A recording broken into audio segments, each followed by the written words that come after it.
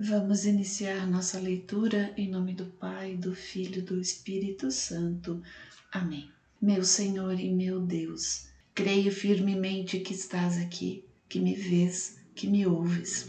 Adoro-te com profunda reverência. Peço-te perdão dos meus pecados e a graça para fazer com fruto este tempo de oração. Minha Mãe Imaculada, São José, meu protetor, anjo da minha guarda, intercedei por mim. Envia teu Espírito Santo para que eu compreenda e acolha tua santa palavra, que eu te conheça e te faça conhecer, te ame e te faça amar, te sirva e te faça servir, te louve e faça louvar por todas as criaturas. Faze, ó Pai, que pela leitura da palavra os pecadores se convertam, os justos perseverem na graça e todos consigamos a vida eterna. Amém. Livro das Crônicas, segundo livro, Sucessores de Salomão. Do capítulo 28, versículo 1 ao capítulo 29, versículo 36. Reinado de Acás, 733-727. Acás tinha a idade de 20 anos quando começou a reinar. Reinou 16 anos em Jerusalém. Não fez o bem aos olhos do Senhor como havia feito Davi seu pai, mas trilhou as pegadas dos reis de Israel. Fez até imagens de metal fundido aos Baals. Queimou perfumes no vale de Ben-Hinom e fez passar seus filhos pelo fogo, segundo o abominável costume das nações que o Senhor tinha afastado diante dos israelitas. Oferecia sacrifícios e perfumes nos lugares altos, nas colinas e debaixo de toda a árvore verdejante. Invasão dos sírios. O Senhor seu Deus entregou-o às mãos do rei da Síria. Os sírios derrotaram-no e fizeram um grande número de prisioneiros que foram deportados para Damasco.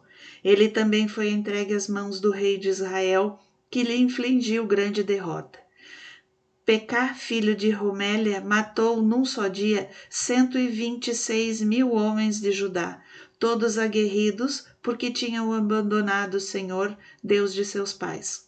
Zecre, um guerreiro de Efraim, matou Maasias da estirpe real e Esrica, chefe do palácio, assim como Eucana, o segundo depois do rei. Os israelitas fizeram dentre seus irmãos 200.000 prisioneiros, mulheres, jovens e donzelas. Fizeram também um imenso despojo que levaram para Samaria. Ora, havia ali um profeta do Senhor chamado Oded, o qual saiu ao encontro do exército que entrava em Samaria e lhes disse: Vede, na sua ira contra Judá, o Senhor, Deus de vossos pais, vô-los entregou e vós os matastes com uma fúria tal que subiu até o céu. E agora quereis oprimir os homens de Judá e de Jerusalém, até fazer deles vossos escravos e escravas. Mas entre vós não há também prevaricações contra o Senhor vosso Deus? Escutai-me, mandai de volta os cativos que fizestes entre vossos irmãos, pois a ira do Senhor vos ameaça. Levantaram-se então alguns dos chefes dos efraimitas, eram eles Azarias, filho de Joanã, Baraquias, filho de Mosolamote, Ezequias, filho de Selum, e Amassa, filho de Adali. Eles se opuseram aos que voltavam do exército. Não introduzireis aqui esses cativos, disseram-lhes eles. Quereis que nos tornemos culpados contra o Senhor e que aumentemos assim as nossas faltas, que já são suficientemente numerosas? A ira do Senhor já ameaça Israel. Então, na presença dos chefes e da multidão, os soldados soltaram os presos e abandonaram os despojos. Em seguida, os homens, cujos nomes acabam de ser citados, acolheram os cativos. Revestiram com vestes tiradas dos despojos aqueles que estavam nus e os calçaram. Deram-lhes comida e bebida, ungiram-nos e mandaram-nos a Jericó, a cidade das palmeiras, junto de seus irmãos, tendo colocado sobre jumentos todos os que se achavam extenuados. Depois disso, voltaram para Samaria. Intervenção assíria. Naquele tempo, o rei Acaz mandou pedir socorro aos reis da Assíria, pois os edomitas tinham voltado para combater os judeus e levá-los prisioneiros. Os filisteus tinham também invadido as cidades da planície e do Negebe de Judá. Tinham tomado Bet-Sames, Aialon, Gaderote, Soco e as cidades que delas dependiam. Tamna e seus arrabaldes, Gamzo e seus arrabaldes, e nelas se estabeleceram. O Senhor humilhava Judá por causa de Acás, rei de Israel, que tinha soltado os freios em Judá e cometido graves delitos contra o Senhor. Teglat-Falazar, rei da Assíria, em vez de dar-lhe apoio, atacou-o e oprimiu-o. Em vão Acás tinha despojado o templo do Senhor, o palácio real e os príncipes para fazer presentes ao rei da Assíria. Tudo isso de nada lhe valeu. Embora estivesse angustiado, o rei Acás continuou seus crimes contra o Senhor. Oferecia sacrifícios aos deuses de Damasco, que o tinham derrotado. São, dizia eles, os deuses dos reis da Síria que lhes vêm em auxílio. Oferecer-lhes-ei, portanto, sacrifícios para que me ajudem igualmente. Mas foram a causa de sua queda e de todo Israel. Acás juntou todos os utensílios do templo e os fez em pedaços. Cerrou as portas do templo do Senhor, fabricou altares em todos os cantos de Jerusalém, assim como lugares altos em cada uma das cidades de Judá, para neles oferecer incenso aos deuses falsos. Assim eles asperavam o Senhor, Deus de seus pais. Seus outros atos, seus feitos e façanhas, dos primeiros aos últimos, tudo isso está relatado nos livros dos reis de Judá e de Israel. Adormeceu com seus pais e foi sepultado na cidade, em Jerusalém, pois não o colocaram no sepulcro dos reis de Israel. Seu filho Ezequias sucedeu-lhe no trono. Reinado de Ezequias, 727-698.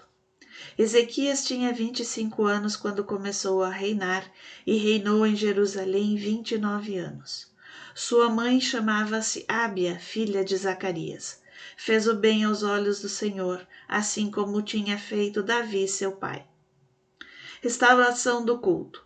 Foi ele que no primeiro ano de seu reinado, no primeiro mês, reabriu as portas do templo, depois de tê-las reparado. Convocou os sacerdotes e os levitas para uma assembleia que se realizou na Praça Oriental.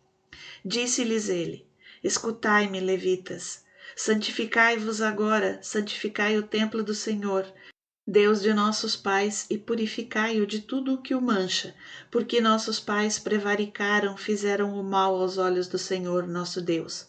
Abandonaram-no, desviaram seus olhos de sua morada, voltaram-lhe as costas, cerraram as portas do pórtico, extinguiram as lâmpadas, não mais queimaram incenso, suprimiram os holocaustos no santuário do Senhor de Israel.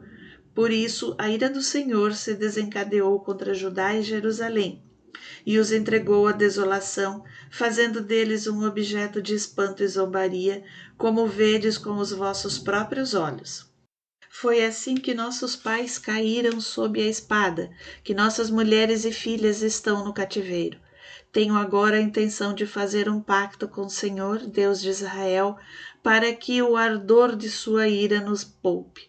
Ora, meus filhos, não sejais indolentes, porque é a vós que o Senhor escolheu para estardes diante dele, para fazer seu serviço e oferecer-lhe incenso.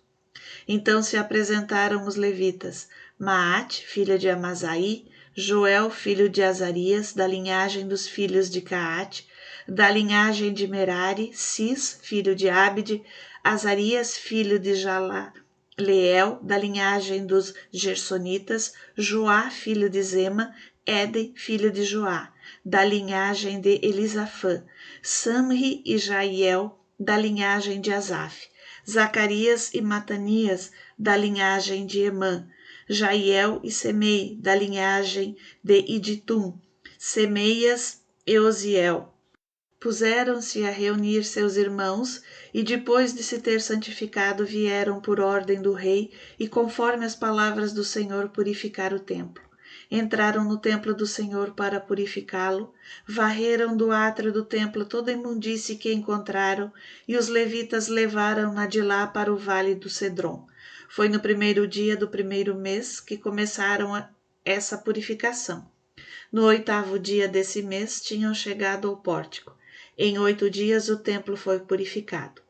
No 16º dia do mês estava tudo acabado. Dirigiram-se então à casa do rei Ezequias, a quem disseram: Purificamos todo o templo do Senhor, o altar dos holocaustos com todos os seus utensílios, a mesa dos pães de proposição com todos os seus utensílios. Pusemos em condição e purificamos todos os objetos que Acás, durante seu reinado, tinha manchado, e estão diante do altar do Senhor. No dia seguinte de manhã, o rei Ezequias reuniu os dignatários da cidade e subiu ao templo. Levaram 7 touros, 7 carneiros, 7 cordeiros, 7 bodes em sacrifício pelo pecado, na intenção da realeza, do santuário e de Judá. Disse o rei aos sacerdotes da linhagem de Arão que os oferecessem no altar do Senhor. Os sacerdotes imolaram os touros, dos quais recolheram o sangue para, em seguida, derramarem-no sobre o altar. Em seguida, imolaram os carneiros e espalharam seu sangue sobre o altar. Depois fizeram o mesmo com os cordeiros. Trouxeram então os bodes pelo pecado diante do rei e da multidão, e todos puseram a mão sobre eles. Os sacerdotes imolaram e derramaram seu sangue sobre o altar, em expiação dos pecados de todo Israel, porque era para todo Israel que o rei tinha ordenado o holocausto e o sacrifício expiatório. Ele tinha colocado no templo levitas com símbolos, cítaras e harpas, segundo o rito de Davi, de Gade, o vidente do rei e do profeta Natã. Mas era o Senhor quem tinha instituído isso, pela boca de seus profetas. Os levitas tinham tomado posição com os instrumentos de Davi e os sacerdotes com as trombetas. Quando Ezequias deu ordem de oferecer o holocausto sobre o altar, no momento em que começou esse sacrifício, o cântico se fez ouvir, assim como as trombetas, acompanhadas pelos instrumentos de Davi, rei de Israel.